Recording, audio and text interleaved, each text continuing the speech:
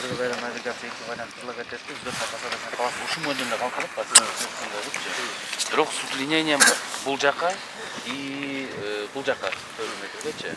Анан ошону азыр бизге бериш керек. Алар заключение. Ошондой заход можно или нет? Бирок ошондо бир эле заход болуп калат. Как действующий оттуда был самолет. Ошондой эле болот.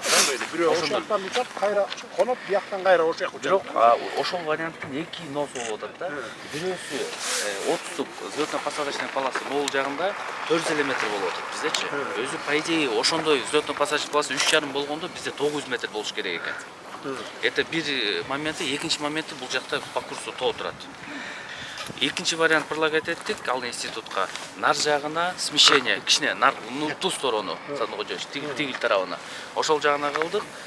Анда болсо получается институт заключение берет. Либо тияктан да кону берсе болот, бияктан да кону берсе деген вариант бар. Бул жерде жанагы бая жолду, баягы айтпадыңыз коюп. Ушул жол ары карай жолголоттун үлүш жери ошол менен маманын жанына чейин барып калат деп. Анан жолдон могу баксактар жол жабылат. Тиякта бир сушилка бар экен, ошону жарымы киреткенде гана ары карай айылды көйсө ошондо болот да. Баягы боюн конот деген. Ошондо жалпысынан канча болуп калып атат? 3,5. 3,5 расчет алып атабыз. Ошондо жана 320 НО деген жаңы, который по всему миру летает, ошолорду кондура алабыз. И жанагы 737 800 деген боинг бар. Ошону тоже можем принимать. 220 человек вместимостью.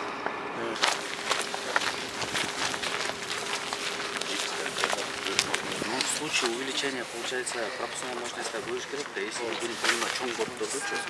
Анан ошого биз карап көрөбүз, подрядчик менен сүйлөшөбүз. Если действительно полоса чоңой турган болгондо, биз модульный кылып ичине логистиканы өзгөртөбүз, же ичине модульный кылып расширение кылабыз да. Кошсо болот. Анткени мунун пропускная мощность азыр где-то 250 адам бир саатта өтөт турганчы.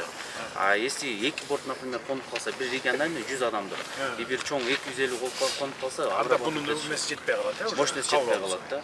Ошон үчүн мында көрөбүз дагы, в случае если положительный заключение келе турган болсо, то мында карап көрөбүз биз. Всё, хорошо. Бул болсо баягы согласованный мурунку жанагы 2/4 взлётно-посадочная полоса. Бул могул жерде көрсөтүп стоянканы рассчитаны Embraer 190 жана 100 пассажирлык 4 самолетко меткенбиз да. Анан если бул увеличение болсо, мундагы перронду дагы увеличение чоңойтконго эметебиз да. Караштырабыз. Анткени эки чоң бир эки кичинекей келип калса, может батпай калат. На развертывание, на разворот самолетчу. Ошону дагы анда карап көрөбүз. И, соответственно, бул если аэровокзал өзгөрө турган болсо, мунун инфраструктурасына мощностун дагы кичине көбөйтүш керек да. Ал жагында карайбыз, коммуникацияларды.